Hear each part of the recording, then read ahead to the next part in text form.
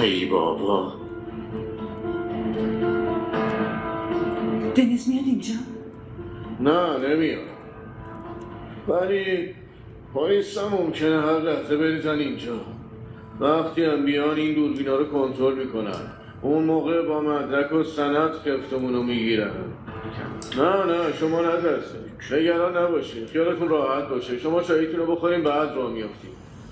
باشه پسرم.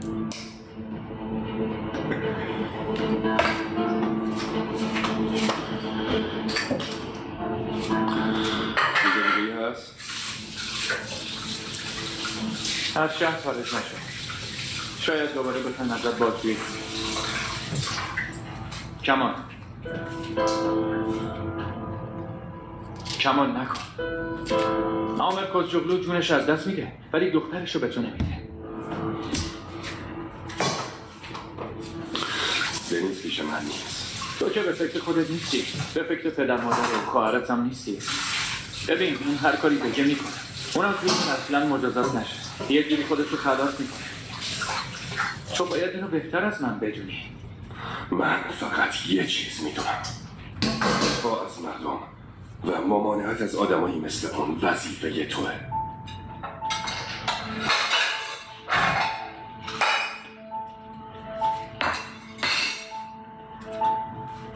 هیچ وقت باقی نیست. عجب توضیح.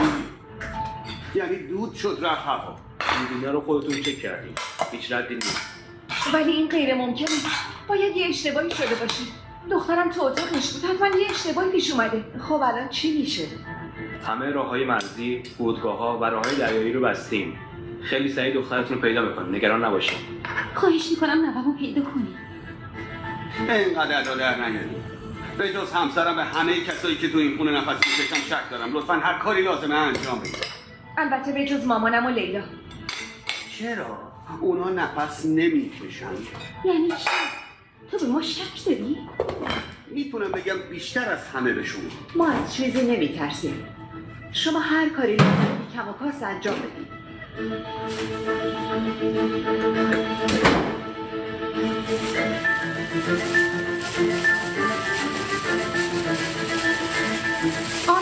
آمه یه لحظه وایسا. کیسه سر مامانم اینو خالی نکن. هنوز خالی نکردن. تو مرحله جمع کردنم. مجازاتشون رو چندین برابر میکنم، بین خائنا به نسبت مساوی تقسیم میکنم. اون آخرین مرحله عصبانیتم. کجا؟ عزیزم به پر و پای من نپیچ. ببین من ملاحظت رو میکنم که دهنمو باز نمیکنم. آمه صبر کن. اگه خیلی دلت میخواد تو منطقه مینگذاری شده بپلکی، انتخاب با خودته. توصیه شوهرانه من به تو اینه که همدستی تو با دزد دخترم قطع کن. ابراز پشیمونی از کاری که گذشته رو قبول میکنم، ولی از این دقیقه به بعدش رو نمیبخشم. منظور چیه؟ میخوای چیکار کنی؟ دنیز هر جا که هست به اون مردی که زنگ بزن راضیش کن، برش گردونه. مجبورم نکنین کارایی بکنم که هیچ ابایی ازشون ندارم. فکر میکنی به کمال کمک کردم؟ میدونی چرا تو رو از بقیه جدا کردم؟